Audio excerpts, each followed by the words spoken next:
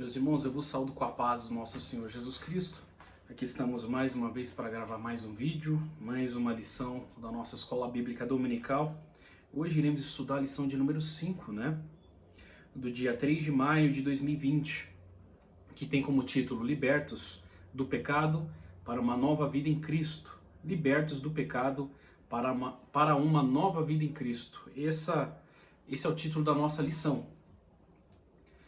Vamos fazer uma oração antes aqui de iniciarmos, para que Deus nos dê graça, nos dê sabedoria e nos dê entendimento para compreender mais uma lição e para que o nome dele seja glorificado mais uma vez, amém? Soberano Deus, Pai eterno, nós te agradecemos, Pai, por mais uma oportunidade, mais um dia que o Senhor nos concede, de aqui estarmos, Pai, para estudarmos mais uma porção da Tua Palavra. Pai, que Teu nome seja glorificado mais uma vez, Pai. Pai, abre o nosso entendimento para que venhamos compreender Tua Palavra, dá-nos graça, dá-nos sabedoria. Pai, te peço que o Senhor continue guardando, Pai, cada lar, cada família. O Senhor conhece as necessidades. Pai, cura para aqueles que estão enfermos. Pai Santo, abre porta de emprego, Pai, para quem está desempregado. Pai, derrama, Pai, suas bênçãos sobre cada um.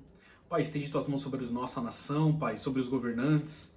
Pai, dá sabedoria, dá graça, para que eles venham, Pai, fazer tudo, Pai, pensando no pobre, pensando no necessitado, pensando em todos, Pai, de uma forma geral.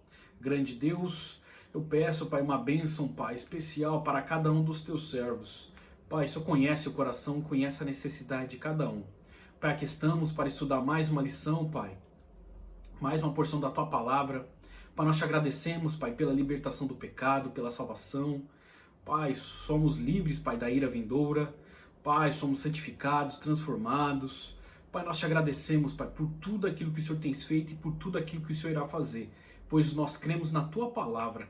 Pai, nos ajuda, perdoa nossa pequena fé, nossa incredulidade. Ajuda-nos, Pai, dá-nos graça, sabedoria, Pai, para andarmos nesses dias difíceis. Pai, é o que nós te pedimos e já te agradecemos.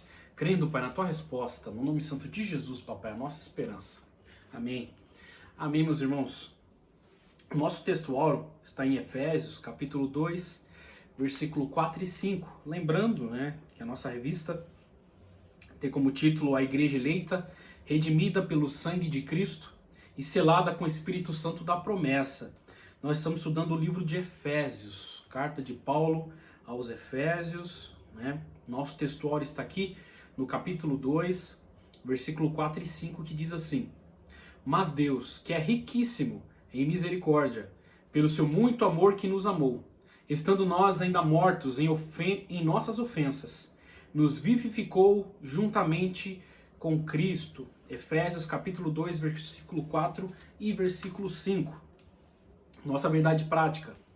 Por meio da maravilhosa graça divina, fomos libertos do pecado, perdoados e salvos da condenação, e ainda recebemos o direito à vida eterna. Ou seja, aqui tem quatro verdades maravilhosas, onde nós recebemos, já no ato da nossa regeneração, na nossa nova vida em Cristo. Primeiro é libertos do pecado, fomos libertos do pecado. A Bíblia diz que aquele que está no mundo, ele é escravo do pecado, mas nós fomos libertos do pecado. Amém? E segundo, perdoados. Deus nos perdoou em Cristo Jesus. Nos trouxe o perdão das nossas ofensas, dos nossos pecados em Cristo. Em Cristo nós somos perdoados. Em Cristo nós somos mais do que vencedores. Não podemos esquecer isso, irmãos. Somos igreja de Deus. E se somos igreja de Deus, nós já somos vencedores em Cristo. Podemos todas as coisas em Cristo que nos fortalece. Então, se estamos em Cristo, já somos mais do que vencedores. Porque Cristo já venceu o mundo. Cristo reina. E nós também, irmãos, somos vencedores, mais do que vencedores em Cristo Jesus. Não podemos perder isso de vista. Se perdermos isso de vista, nós vamos deixar que tudo que está acontecendo aí, à nossa volta, nos abale, abale a nossa fé, a nossa esperança, e nada pode tirar a nossa esperança, nada. Porque nada, irmãos, diz lá em Romanos que nada pode nos separar do amor de Deus, que está em nossos corações por Cristo Jesus. Lá em Romanos, no capítulo 8, leia Romanos capítulo 8, ele inteiro. É tremendo. Fala do amor de Deus para nós. Então, primeiro nós somos libertos do pecado. Depois nós fomos perdoados. A Bíblia diz que os nossos pecados foram lançados, né, no mar de esquecimento. Às vezes nós perdoamos alguém, mas lançamos em rosto. Falou, olha, eu já te perdoei tantas e tantas vezes, mas Deus não. Ele não leva em conta o tempo da ignorância, ele não lança em rosto, ele perdoa e lança no mar do esquecimento. Terceiro, salvos da condenação eterna. Salvos da condenação, a ira de Deus contra o pecado. E nós cremos que a Bíblia diz que Deus, porque hoje Deus tem sim o seu juízo, mas com misericórdia, né? Mas chegará um dia que virá juízo sem misericórdia. Então, buscai o Senhor enquanto se pode achar, né? Invocai-o enquanto está perto. Deixe o ímpio, né, o seu mau caminho, os seus maus pensamentos e se converta ao Senhor, diz Isaías. Amém? E ainda recebemos o direito da vida eterna, né? Isso é a quarta bênção, né?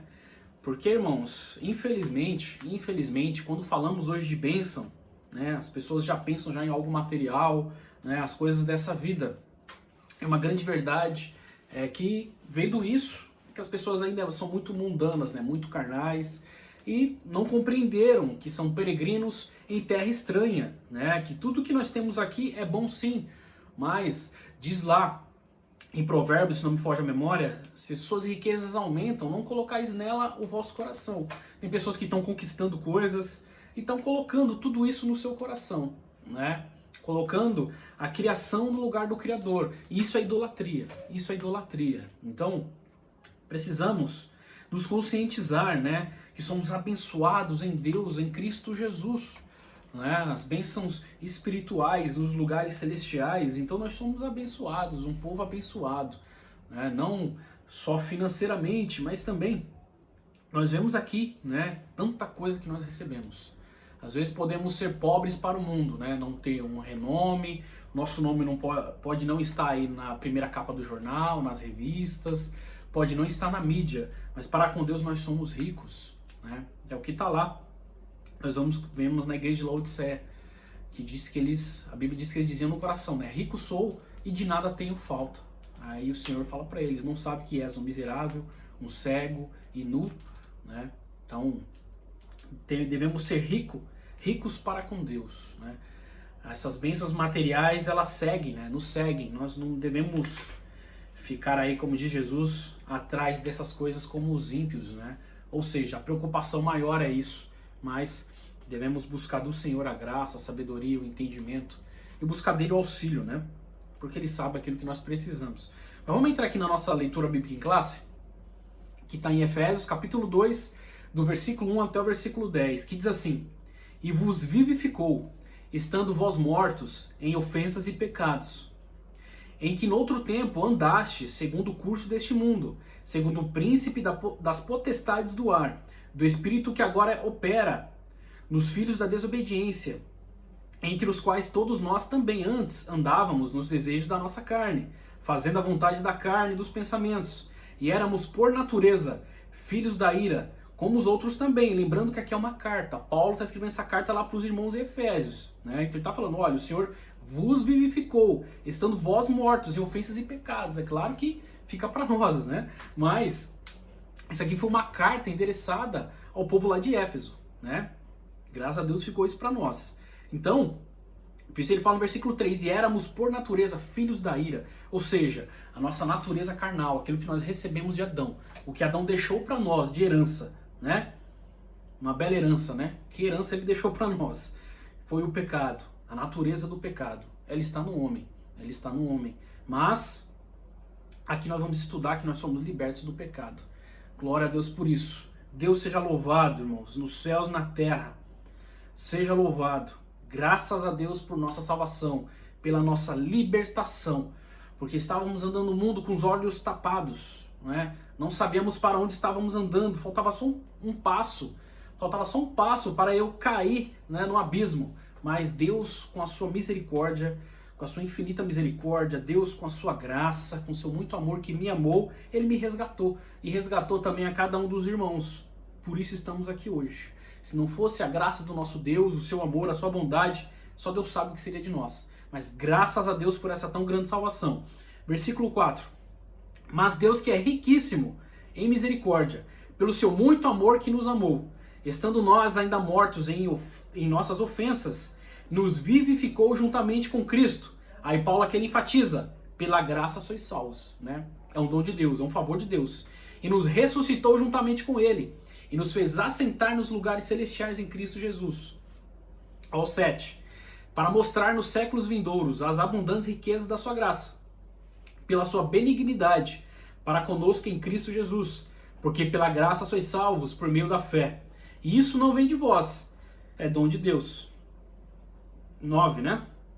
Não vem das obras, para que ninguém se glorie, porque somos feitura sua, criados em Cristo Jesus para as boas obras, as quais Deus preparou para que andássemos nelas.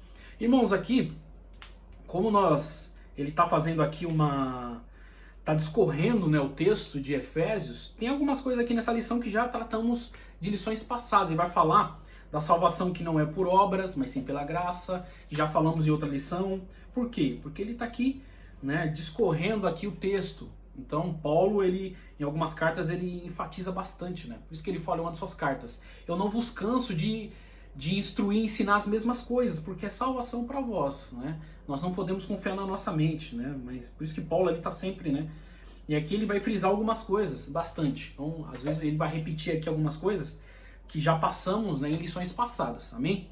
Vamos entrar aqui na nossa introdução? A presente seção da Epístola aos Efésios apresenta relevantes aspectos doutrinários da salvação.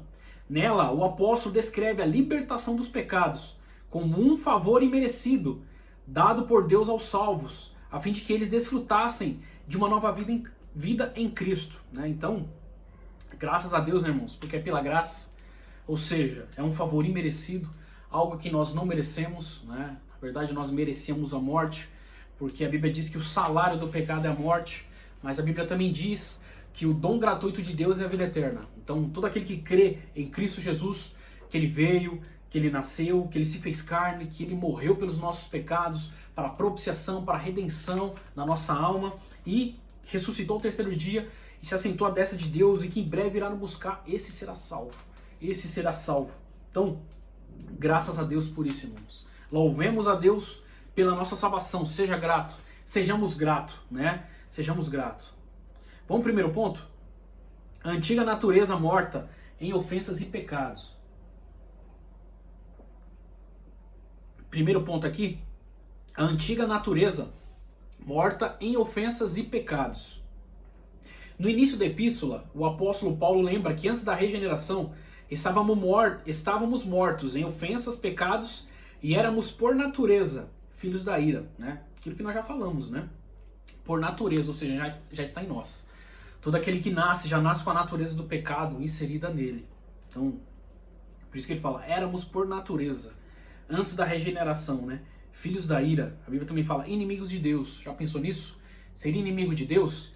Inimigo daquele que fez os céus e a terra, que é dono de tudo, que tudo vê, tudo pode, tudo faz, que não pede conselho para ninguém para fazer nada, como diz Isaías. Ele é o dono do universo, ele é dono da nossa vida, nós não nos mandamos, né? Às vezes o nariz se empina quando às vezes subimos em um cargo ou uma posição, às vezes, né? Por isso que a Bíblia diz que a soberba precede a ruína. Então, quer cair em ruína, seja soberbo, orgulhoso, prepotente, arrogante, né? Mas Deus, ele é maravilhoso, ele é maravilhoso.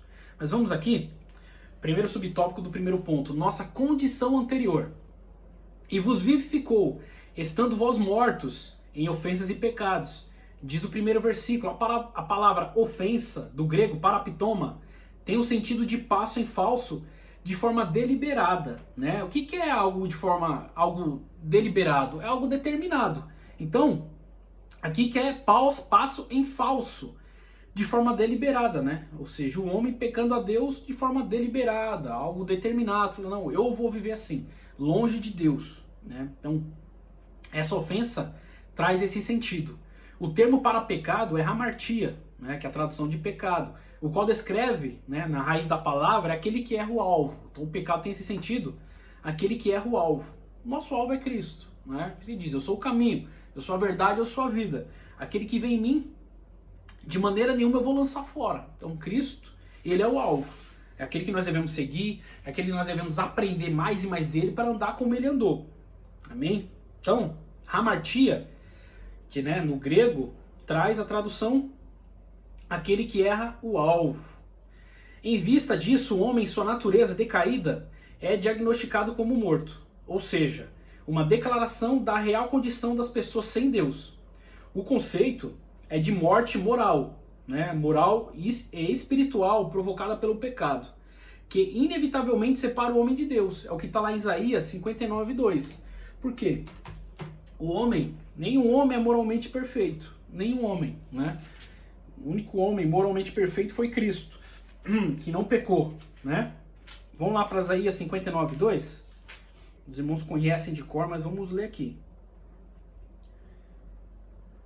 59:2 de Isaías. Mas as vossas iniquidades fazem separação entre vós e o vosso Deus, e os vossos pecados encobrem o seu rosto de vós, para que vos não ouça. Né? Então, o ímpio, aquele que vira as costas para Deus, Deus ele pode, não quer dizer que Deus ele não escuta, mas Deus ele não responde. Né? Deus não responde. Mas a Bíblia diz que a oração do justo vale muito em seus efeitos. A Bíblia diz lá em Salmo, o salmista escreve que o justo clama e Deus os ouve e os livra de todas as suas angústias. Né? Então, aqui, né, um homem sem Deus, ele está morto. E morto aqui, irmãos, se formos analisar essa palavra, não é morto fisicamente, mas é morto espiritualmente. Ou seja, ele não tem sensibilidade. Aquele que está sem Cristo, ele não tem sensibilidade do pecado. Ou seja, ele peca e para ele está tudo normal. Mas aquele que é regenerado, aquele que passou pelo novo nascimento, quando ele peca, o Espírito Santo o incomoda e leva ele a pedir perdão. Né? Já no momento ali, o Espírito Santo já incomoda ele e faz ele ficar de joelhos e pedir perdão para Deus. Diz a Bíblia, João, né, escrevendo, filhinhos, não pequeis, mas se pecardes, tens o advogado, Jesus Cristo justo. Ele é o nosso advogado. Né? Então, graças a Deus por isso. Mas vamos continuar aqui na leitura. Tal qual um corpo inerte, a natureza pecaminosa impede o homem de ouvir e obedecer à voz de Deus. Quem assim vive está morto enquanto vive. Isso aqui é outra coisa, irmãos, porque né, às vezes a pessoa até parece estar viva, às vezes até dentro da igreja, parece estar vivo, mas só que espiritualmente ele está morto. Né? Vamos lá para 1 Timóteo, capítulo 5, versículo 6. 1 Timóteo, capítulo 5 e o versículo 6, vamos ler lá? 1 Timóteo, capítulo 5 e o seu versículo 6. Aqui Paulo está falando de como tratar com as viúvas, né? Paulo está falando aqui com Timóteo como ele deve tratar as viúvas. Ele vai falar assim, mas a que vive em deleites, ou seja, nos desejos da carne. Quando a Bíblia fala em deleites, está falando dos desejos da carne. Vivendo, está morta. Né? Então, aquele que vive nos desejos da carne, mesmo que pareça que ele está vivo, mas o seu espírito está morto. Né? A sua espiritualidade está morta. Né? E nós devemos ter cuidado, porque não podemos entristecer o Espírito Santo de Deus. O nosso corpo ele é templo, é morada do Espírito Santo. E não podemos entristecê-lo. Não podemos. Vamos entrar aqui no segundo subtópico do primeiro ponto. Nossas ofensas e pecados. A má conduta em que noutro tempo andastes é descrita por Paulo por meio da metáfora do ato de andar. Refere-se às atitudes erradas adotadas na vida passada, do salvo antes da regeneração. Ele faz aqui outros pontos, né? 2.1 aqui. Andaste segundo o curso deste mundo. Os costumes eram praticados conforme o sistema mundano da época, tais como a imoralidade, o furto e a mentira. Ou seja, andar segundo o curso deste mundo, é andar segundo o mundo, andar segundo o molde do mundo, né? Porque aqui, o sistema mundano da época, né, ele coloca aqui o que era comum. Era comum a imoralidade, né? A imoralidade era comum. Nós sabemos aí que a maioria das cidades que Paulo passou, havia, né, cultos a deuses, deuses da fertilidade, né, e vários outros, que tinha lá as suas sacerdotisas, né, prostitutas, que homens se deitavam com elas, né, havia muitas cidades, e era uma coisa normal. Né? Então a imoralidade, o furto e a mentira, né? Nós sabemos que Deus ele é contra essas coisas, né? O furto. Deus, ele ama a verdade, o íntimo, né, do coração de cada homem. E a mentira, a Bíblia diz que Satanás é o pai da mentira, né? E Cristo, como já falamos, ele é o caminho, ele é a verdade e ele é a vida. Então a verdade eu tenho que falar mesmo que me cause dano. Mesmo que essa verdade venha me causar dano, eu preciso falar a verdade. Não importa a circunstância, né? A verdade tem que estar sempre nos nossos lábios. Amém, irmãos? Vamos continuar a leitura. Uma constatação de que o salvo não deve tomar o formato do mundo. É que ele coloca relativizar o pecado. Ou seja, o que é relativizar? É algo relativo. Às vezes fala para a pessoa, não, isso é errado. Aí a pessoa fala, não, isso aí pode ser errado para você. É relativo. O que é verdade para você pode não ser verdade para mim. O que é mentira para você pode ser verdade para mim. Então o mundo tem relativizado o pecado, né? Tem tornado o que é bom ruim. Hoje nós vemos querendo deturpar a família, algo que Deus determinou, né? Está relativizando. Então, não podemos andar segundo o curso do mundo. Precisamos renovar nossa mente, segundo Cristo. Amém, meus irmãos? Então, relativizar o pecado e muito menos ajustar-se à maneira de viver de seu tempo. É o que está lá Romanos 12:2. Não vos conformeis. Ali, esse conformar, irmãos, é não vos amoldeis, não andeis no molde, não anda da mesma forma, não pense do mesmo jeito, não fale as mesmas coisas. Saia da roda dos escarnecedores, é o que diz Salmo 1, né? Bem-aventurado aquele que não anda segundo o conselho dos ímpios, nem se detém na roda dos escarnecedores. Antes tem o seu prazer na lei do Senhor e na sua lei medita de dia e de noite, né? É o que está lá em Salmo 1. Outro ponto aqui, 2. Andaste segundo o príncipe da potestade do ar, né? Uma alusão a Satanás, que exerce autoridade sobre os poderes do mal. Indica que os agentes malignos têm a capacidade de influenciar os homens desobedientes e incrédulos, né? Vamos lá para 2 Coríntios 4:4. Segundo carta de Paulo aos Coríntios. 2 Coríntios 4:4. Capítulo 4 e o seu versículo 4. Olha o que ele vai falar. Nos quais o Deus deste século cegou os entendimentos dos incrédulos, para que eles não resplandeça a luz do evangelho da glória de Cristo, que é a imagem de Deus. Então, Satanás, ele tem obscurecido, né, tem cegado a visão, né, dos incrédulos. Para quê? Para que eles não vejam, né, para que não abram o coração. Então, antes nós andávamos, né, segundo como Satanás queria que andássemos. Fazíamos o desejo da carne, né, como disse Paulo, e éramos, por natureza, filhos da ira, né, inimigos de Deus. Mas vamos continuar. Mais adiante na carta, Paulo alerta que a nossa luta é contra tais seres do mal. É o que está lá em Efésios 6, né, 6:12. Contudo, não é necessário temer, pois Deus exaltou Cristo acima de todos eles. Lembrando que aqui, quando a Bíblia fala, né, que Deus exalta Cristo, devemos lembrar que aqui está falando de Cristo como homem, irmãos. Cristo em carne, né? Porque Jesus é Deus. Sabemos que Ele é Deus, né? Mas Ele se faz carne. Então Cristo está no céu como Deus, sim, mas também como homem, né? Ele também está como homem. Então, isso é tremendo, porque se Ele não tivesse passado, né, pelo que Ele passou, né?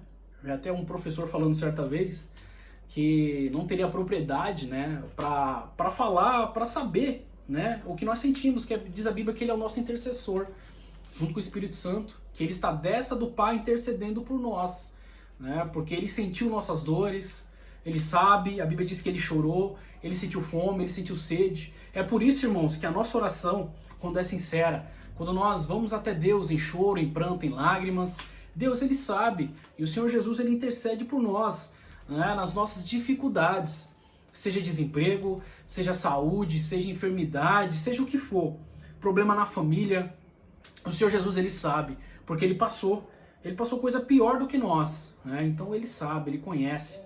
Mas vamos continuar aqui? 2.3 aqui, o ponto que ele deixou. Andávamos fazendo a vontade da carne e dos pensamentos. Refere-se à inclinação para fazer o mal, algo inerente à natureza humana, como nós já falamos. É algo que está na natureza do homem, né? Vamos lá para Gênesis 6:5. Isso aqui é... Essa passagem aqui nós vemos, né? Como nós somos...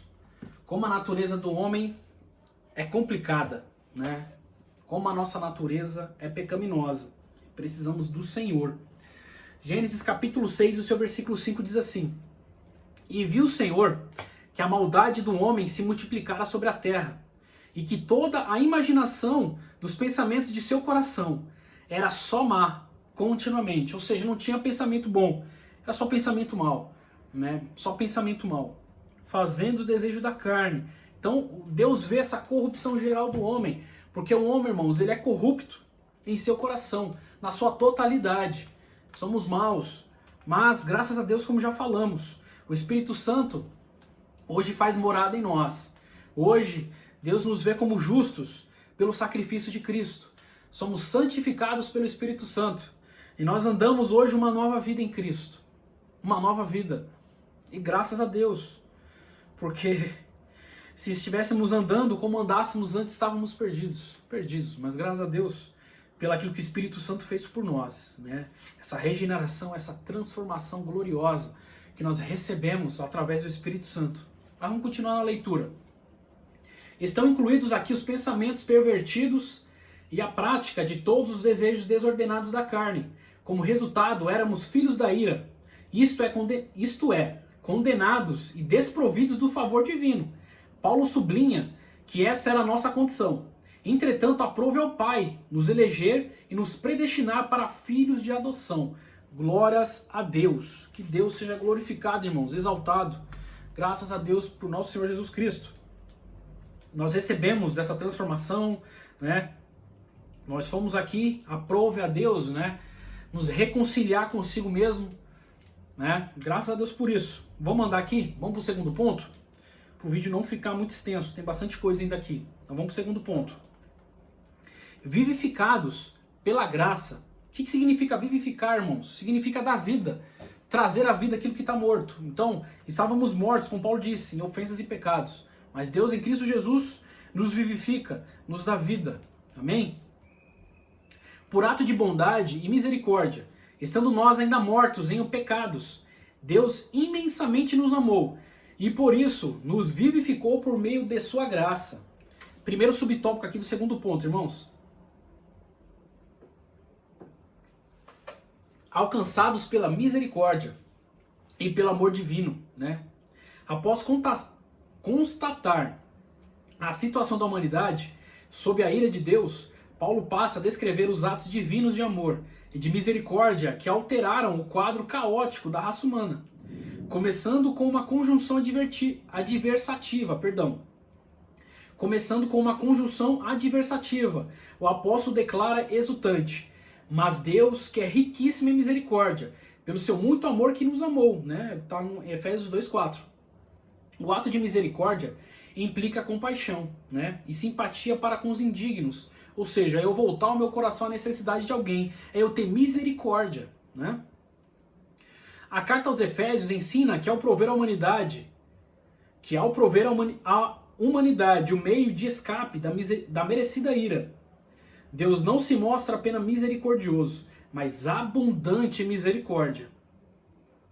E essa riquíssima misericórdia procede do seu muito amor com que nos amou. A Bíblia enfatiza que foi a magnitude desse amor que motivou a nossa salvação, né? Foi por amor, irmãos, por amor, né? Vamos ler aqui 1 João, primeira epístola de João, capítulo 4, primeira carta de João, capítulo 4, versículo 9. Vamos ver o que diz aqui?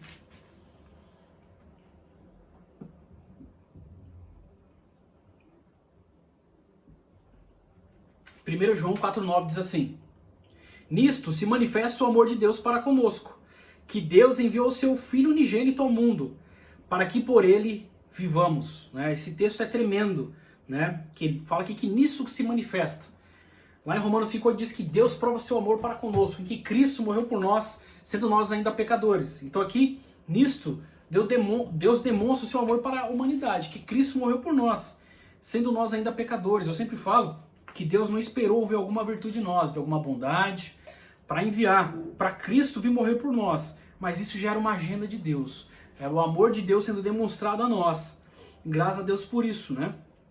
Então, fomos aqui alcançados pela misericórdia e pelo amor de Deus. Vamos aqui para o segundo subtópico, desse segundo ponto. vivificados por sua graça. Vivificados por sua graça.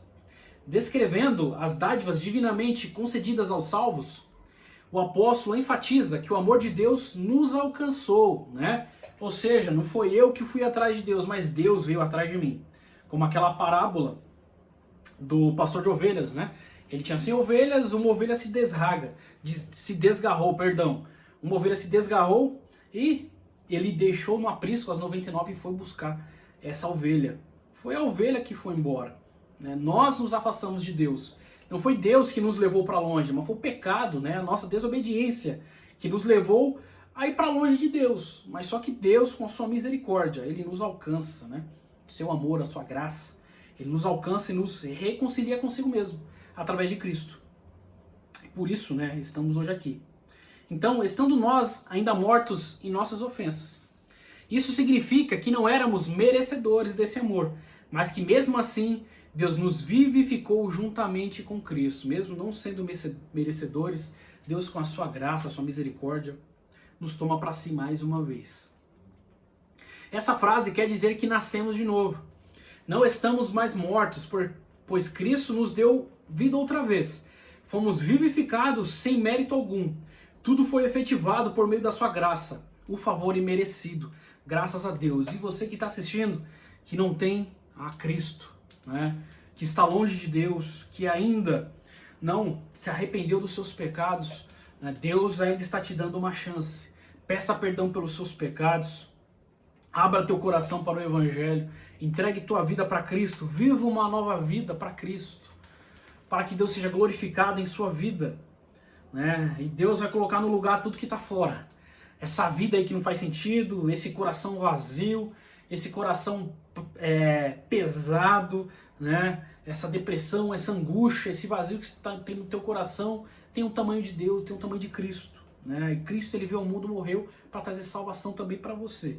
Para você que ainda está vivendo uma vida longe de Deus. Entregue tua vida, ande na presença do Senhor, em nome de Jesus. Faça isso enquanto tem tempo. Faça isso enquanto há tempo, porque o dia de amanhã não nos pertence. A nossa vida é um sopro, passa como um conto ligeiro. Hoje estamos aqui, amanhã não sabemos se estaremos. Então, entregue tua vida para Cristo. Vamos aqui no terceiro subtópico do segundo ponto. Exaltados por sua graça. O apóstolo dos gentios ainda destaca que o poder de Deus nos ressuscitou juntamente com ele e nos fez assentar nos lugares celestiais em Cristo. Observe que a palavra juntamente indica que Deus concede ao homem os mesmos benefícios alcançados por Cristo. A ressurreição, a vida eterna e o galardão nos céus. Assim, ao conceder tais bênçãos aos homens, Deus mostrou as abundantes riquezas da sua graça. Desse modo, ratificamos que a salvação e seus privilégios são conferidos pela imensurável graça de Deus, o favor imerecido. Glória a Deus. Então nós vemos aqui que nós somos co-herdeiros com Cristo, né? Cristo, como disse, em carne, né? Em carne, ele recebeu um nome que é sobre todo nome. Que para que no nome de Jesus todo joelho se dobre, nos céus e na terra. E nós somos, a Bíblia diz que co-herdeiros com Cristo. Nós também temos essa herança, essa riqueza. Irmãos, nós somos ricos, ricos, né? Use a tua fé, aí você vai ver. Você vai ver aquilo que Deus pode fazer. Deus, ele faz coisas maravilhosas. Deus, ele faz coisas tremendas. Lembrando, irmãos, que a fé é algo irracional, foge da razão. Aquilo que para os homens é impossível, para Deus não é, irmãos. Diz a Bíblia, Jesus ensinou para nós que para Deus nada é impossível. Nada é impossível para Deus, porque foi Ele que fez os céus e a terra. Então, use a tua fé, né? Eu não sei qual é a tua dificuldade aí, eu não sei, mas ore a Deus, né? Com fé, confiando, não duvidando, nunca ore duvidando, mas confie no Deus que te criou, no Deus que te salvou, no Deus que te fez promessas, porque Ele é fiel. Amém? Vamos aqui para o terceiro ponto. A salvação não vem das obras. A salvação não vem das obras. Terceiro ponto. Em Efésios, no capítulo 2, versículo 8 ao 10, onde nós lemos, Paulo revela que a salvação não depende de obras humanas, porque pela graça sois salvos, por meio da fé. Então a salvação é por meio da fé. Essa fé aqui é a fé salvífica, irmãos. tá bom? Essa fé aqui que Paulo está falando é a fé salvífica, fé para a salvação. Ou seja, essa fé, quando a Bíblia fala em crer, não é só apenas, eu creio sim que Jesus estava aqui na terra, que Jesus foi um bom homem, né? Essa fé salvífica, esse crer não fala só nisso. Fala de uma fé que vai acompanhada com arrependimento. Ou seja, eu creio no Senhor Jesus Cristo e isso me faz, né, pedir perdão pelos meus pecados, pelas minhas falhas, por tudo aquilo que eu fiz contra Deus. Amém? Então, tudo aquilo que eu fiz contra Deus. Então, essa fé aqui é uma fé salvífica, né? Fé para a salvação. Porém, uma vez salvo, o crente deve praticar as boas obras. É o que vamos falar aqui, né? É o primeiro subtópico aqui do terceiro ponto. Graça como meio de salvação. Graça como meio de salvação. A salvação inclui a libertação da morte, da escravidão do pecado e da ira vindoura. Ao mesmo tempo, permite ao salvo desfrutar de todas as bênçãos espirituais escritas em Efésios do capítulo 2, versículo 1 a 7. Né? Nós desfrutamos de tudo isso aí que Paulo nos ensina. Portanto, a salvação é o livramento do poder da maldição do pecado e da morte. Então, o pecado e a morte não tem mais domínio sobre nós. Se nós morremos, assim como Cristo ressuscitou, diz lá Paulo em Romanos 6, nós ressuscitaremos com ele. Então, a morte não tem mais poder sobre nós. Nós podemos sim morrer, né? Essa carne aqui física, ela pode se morrer, né? Paulo diz que essa carne ela pode desfalecer, essa casa terrena, mas no céu nós temos um edifício. Por isso que o crente não fica desesperado como muitos estão, com medo aí da morte. É claro que, né, eu não tenho pressa para morrer, mas nós devemos ter a convicção da nossa salvação e para onde nós vamos. Nós devemos ter essa convicção. Muitos têm medo da morte porque não sabem para onde vão. Não tem certeza da sua salvação. Eu preciso ter a certeza da minha salvação. Amém? Aí vamos lá. Portanto, a salvação é o livramento do poder da maldição do pecado e da morte. E a restituição do homem à comunhão com Deus. Para mim isso aqui é uma das coisas mais tremendas que tem na Bíblia. Por quê, irmãos? O que é a Bíblia? O que é a Bíblia? Se formos resumir a Bíblia, o que a Bíblia ela nos traz? Se eu for fazer uma síntese, um resumo rápido do que a Bíblia é a restauração da comunhão de Deus para com o homem. Em Gênesis, nós vemos ali a criação de Deus, o homem se afastando de Deus, né? E depois ali com os profetas, ali dos maiores até os menores, nós começamos a ver ali os profetas profetizando da vinda de Cristo, né? Que o Messias viria. Então, depois no Novo Testamento, Jesus ele vem, se cumpre as profecias. Depois disso, Jesus ele ensina como o homem ele deve andar, né? Pregando arrependimento daqueles que estão distantes de Deus. Depois disso, quando Jesus ele morre, ressuscita e sobe aos céus, os seus discípulos ficam, os apóstolos, enviam suas cartas de recomendação, como nós devemos viver.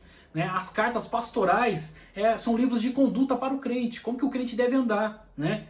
Como marido, como esposa, como filho, como neto, como patrão, como empregado. A Bíblia tem ensino para tudo, né? Como nós devemos nos portar perante Deus e perante a sociedade, como os filhos da luz, né? A Bíblia diz que somos sal e somos luz da terra, que através da nossa vida, porque o homem, se podemos dizer assim, ele não pode tocar Deus, ele não vê a Deus com os olhos carnais, mas só que através da igreja, os homens têm que ver a Cristo, através da igreja. Porque a Bíblia diz que somos representantes de Deus, representantes legais de Deus.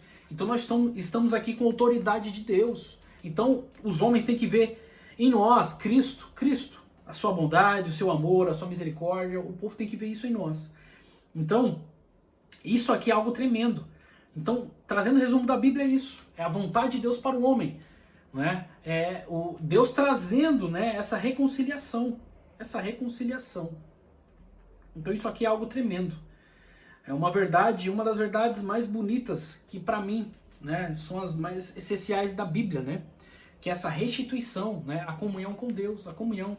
Porque essa comunhão aqui, que a Bíblia fala, não é uma comunhão falsa, né, um ajuntamento falso, que às vezes falamos com os lábios que amamos, mas na verdade há um abismo entre a nossa boca e o nosso coração, né? A nossa boca fala uma coisa, mas na verdade no coração está outra. Então essa comunhão aqui, e para mim, a tradução mais linda para essa palavra comunhão é o prazer de estar perto, sem esperar nada em troca. Ou seja, eu quero estar perto, tanto de Deus como de cada um dos irmãos, sem esperar nada em troca, né? Sem esperar recompensa. Então, isso aqui é algo tremendo, é algo tremendo. Então, a restituição do homem à comunhão com Deus, uma bênção concedida a todos que recebem Cristo como Salvador. Vamos lá para Hebreus 2,15. Hebreus capítulo 2 e o seu versículo 15. Hebreus 2,15. Hebreus capítulo 2, versículo 15 diz assim: E livrasse todos os que com medo da morte estavam por toda a vida sujeitos à servidão. Né? Então Cristo nos livrou, todos, né? Aqui estavam com medo da morte porque não tínhamos esperança. Hoje nós temos esperança. Não tínhamos a Cristo, estávamos sem Deus no mundo, desgarrados. Mas hoje nós temos a esperança em Cristo Jesus. Né? E aqui ele fala que eles estavam com medo da morte. É claro que aquele que tem medo da morte, medo do inferno, só isso não vai livrar eles do inferno. Né? Não nos livra. Todo homem vai passar pela morte. Mas nem todo homem irá ao inferno. Todo aquele que crê em Cristo Jesus, né? Enquanto a vida, enquanto a vida há esperança. Então, mesmo aí eu tendo uma vida torta, se antes da vinda de Cristo ou antes da minha morte eu me arrepender dos meus pecados e crer no Evangelho, eu serei salvo. Aí isso é algo tremendo, né? O amor de Deus. Vamos ler aqui mais um texto? Em 2 Coríntios 5,19. Vou voltar aqui mais um pouco. 2 Coríntios 5,19.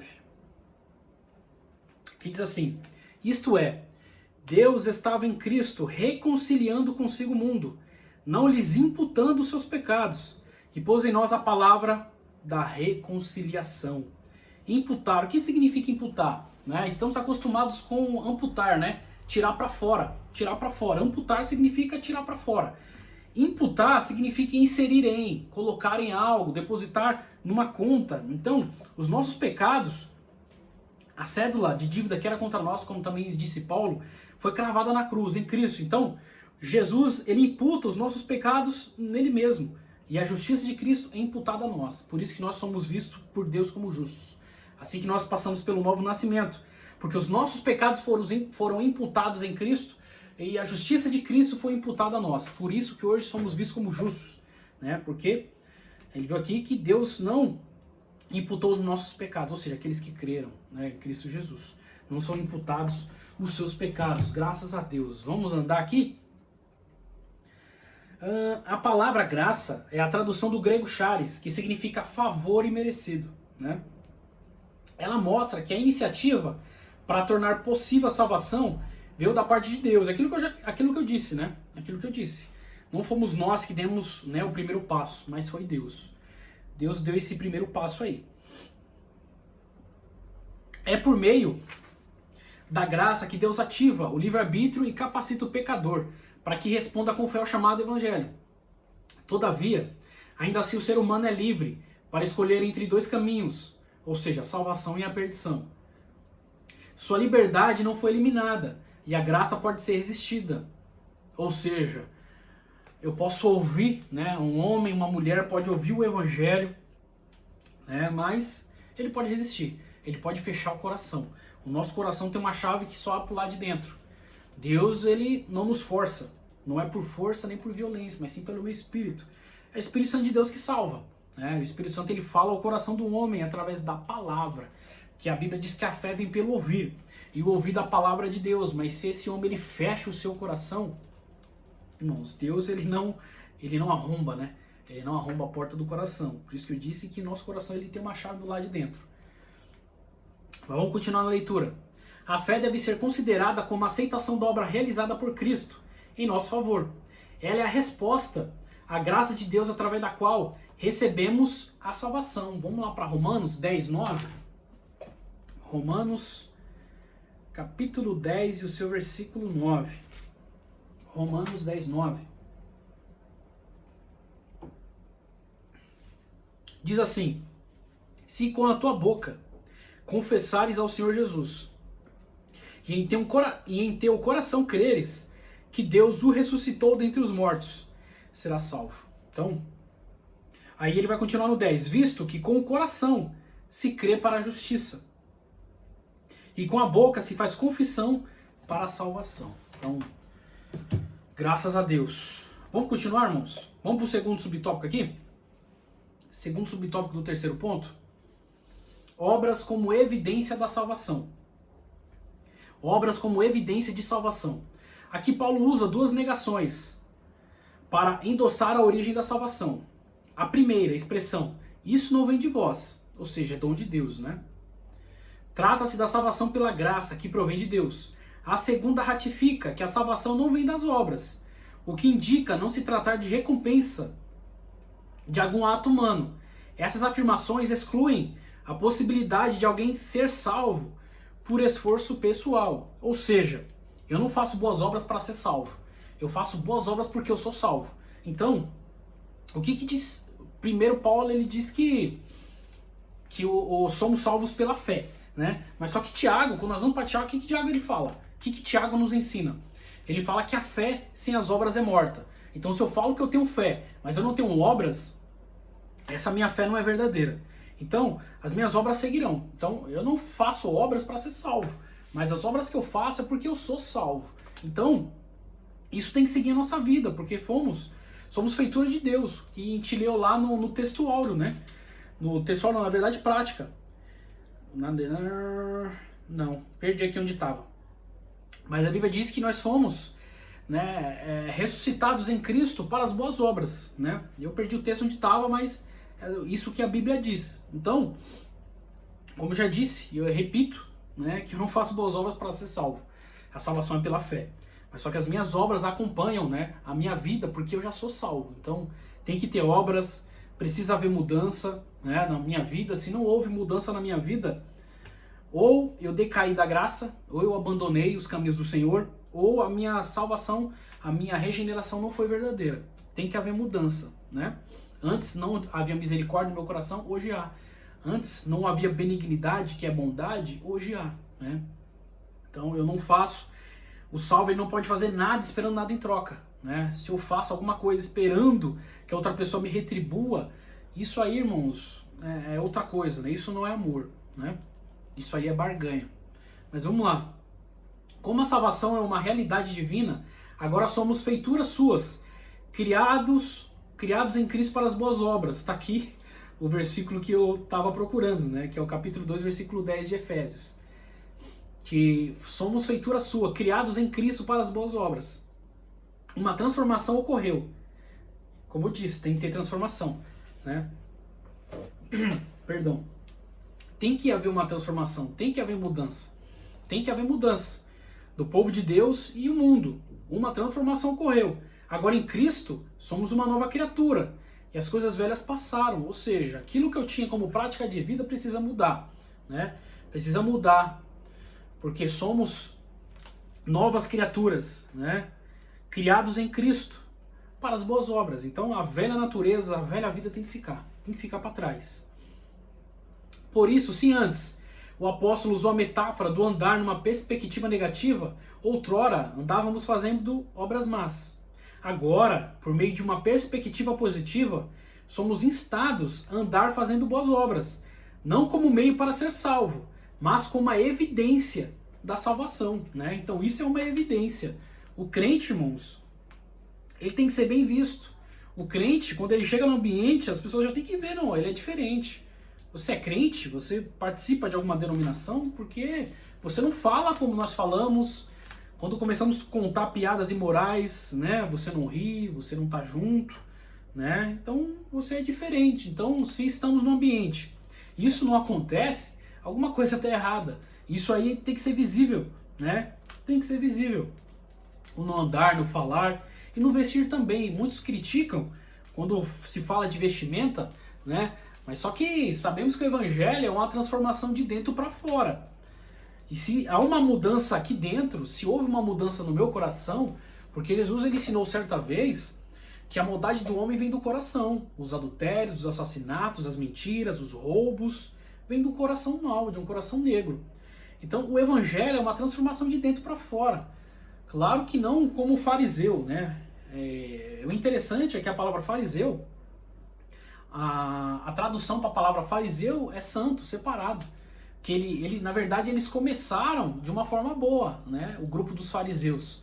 Eles eram contra alguns ensinos, né, defendiam a Bíblia, mas chegou um tempo ali, um determinado momento, que eles se tornaram religiosos, né? Que por fora ainda eles cultuavam, jejuavam, davam o dízimo, como diz Jesus, da hortelã, da hortaliça, né, das primícias, mas só que por dentro, né, irmãos, por dentro estava podre, era como ele falou, é como um sepulcro caiado.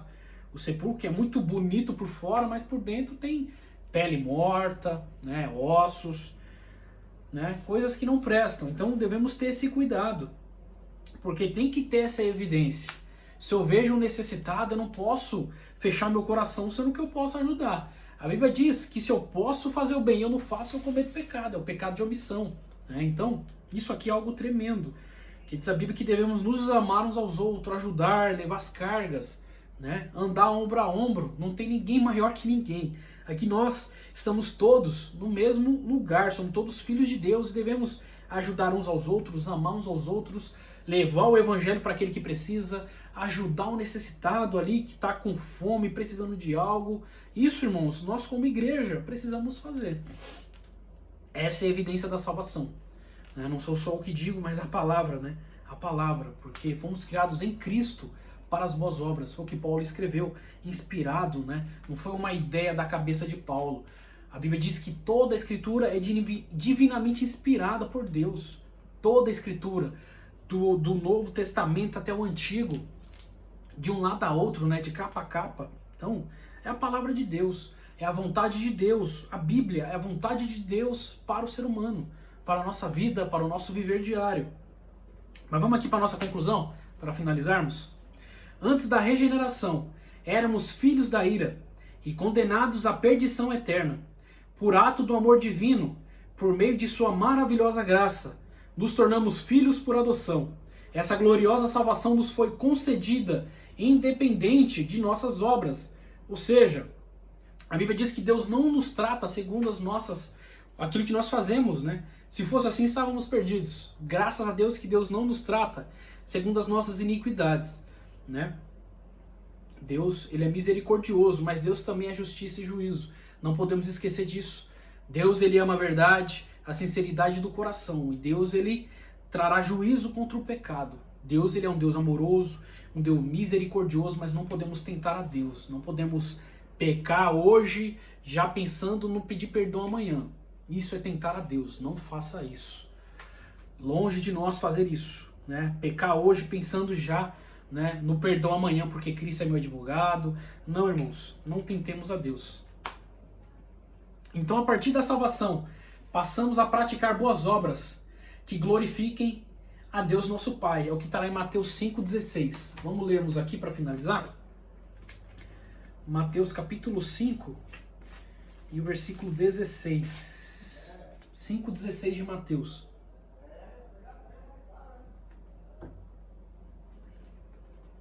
Diz assim, irmãos: assim resplandeça a vossa luz diante dos homens, para que vejam as vossas boas obras e glorifique a vosso Pai que estás nos céus. Mas aqui devemos, né, prestar atenção que aqui, porque Jesus fala para que veja as vossas boas obras, né? Não quer dizer que eu vou colocar lá no Facebook, no Instagram, tudo aquilo que eu faço. Diz a Bíblia que a minha mão esquerda não pode saber o que a direita faz, ou o que a direita faz não pode saber, não lembro a ordem, o que a minha direita faz que a esquerda saiba. Ou seja, não é para tocar trombeta daquilo que eu faço, né? Não é para tocar trombeta. Isso aqui, sabe o que fala isso aqui, irmãos? Fala de motivação, porque às vezes eu faço muito, mas eu faço para as pessoas me verem, para eu alcançar um cargo, chegar em alguma posição. Que não seja essa a motivação do nosso coração, que a motivação seja para glorificar. Que ele fala assim, para que vejam as boas obras e glorifiquem a vosso Pai, que estás no céu. É para que o nome do Senhor seja glorificado. A Ele a glória, a Ele o louvor, a Ele toda a exaltação. Então tudo que nós venhamos fazer é para a glória de Deus. Que Paulo ele escreveu, quer comais, quer bebais, quer façais qualquer outra coisa. Fazei tudo para a glória de Deus. Então tudo é para a glória de Deus, não para a nossa glória. Porque se fizermos para a nossa glória, irmãos, nós vamos receber galardão aqui, né? Não no céu. Então que não venhamos ter no nosso coração essa soberba, né? Como disse Davi, né? Que venhamos fazer essa oração. Da soberba livra teu servo. Davi orou assim, Então, que venha a ser também a nossa oração, irmãos. Que venha a ser assim também a nossa oração. Que o Senhor venha nos livrar da soberba, de tudo aquilo que nos afasta dele. Pois, irmãos, estudamos mais uma lição. Domingo que vem falaremos a condição dos gentios sem Deus. A condição do homem sem Deus. Vamos estudar isso. Uma lição tremenda. Todas são boas, né? Mas essa lição aqui, porque não devemos esquecermos do nosso chamado. Fomos chamados para boas obras, mas também fomos chamados para pregar o Evangelho. Que Cristo ele veio para pregar. E nós estamos aqui também para pregar o Evangelho. Precisamos pregar. Vamos lá, vamos fazer mais uma oração, agradecer a Deus. Eu louvo a Deus pela vida de cada um. E que Deus continue nos abençoando em Cristo Jesus. Pai, nós te agradecemos, Pai, por mais uma oportunidade de aqui estarmos, Senhor, meditando na Tua Palavra. Pai, nós te agradecemos, Pai, por tudo que o Senhor tem feito. O Senhor tem nos guardado. Tem, Pai, nos deixado a Tua Palavra, que é esperança para nós, é luz para o nosso caminho, que nos guia, nos fortalece, nos dá força, nos dá ânimo. Pai, eu peço que o Senhor continue nos ajudando, por sentir, Pai, nós nada poderemos fazer. Livra-nos da soberba, Pai, do orgulho, Pai, do olhar altivo. Pai, nos livra, Pai, de tudo que nos faz pecar contra Ti. Limpa nosso coração, nossa mente, nossos pensamentos. Como disse Paulo, Pai, na sua oração, guarda, Pai, os nossos corações, nossos pensamentos e nossos sentimentos em Cristo Jesus. Coloca um guarda, Pai, no nosso coração. Pai, um guarda também nos nossos lábios, para que não venhamos, Pai, machucar pessoas com palavras, que não venhamos falar aquilo que não convém, palavras torpes, mas que venhamos falar só palavras de edificação, Pai, coisas que Te glorifiquem, que levem, Pai, o ímpio a Ti, aquele que não Te conhece. Pai, coloque em nosso coração o amor pelas almas, que venhamos pregar o Teu Evangelho, Pai, por amor do Teu nome. Pai, eu Te peço também, Pai, mais uma vez pelas famílias, pelos lares, por aqueles que estão enfermos, Pai, por aqueles que estão se recuperando, dá saúde, graça. Pai, abençoa Teus servos. Pai, aqueles que estão necessitados, Pai, abre porta de emprego para quem está desempregado. Pai, o Senhor é dono de tudo, dono de todas as empresas, tudo é Teu, Pai, tudo Te pertence. Pai, é no nome de Jesus que nós Te pedimos, Pai, já Te agradecemos. Pai, crendo na Tua resposta. No nome santo de Jesus, Papai, nossa esperança, aquele que vive e reina para todo sempre. Amém. Amém, meus irmãos. Que Deus abençoe a cada um e fiquem na paz do nosso Senhor Jesus Cristo.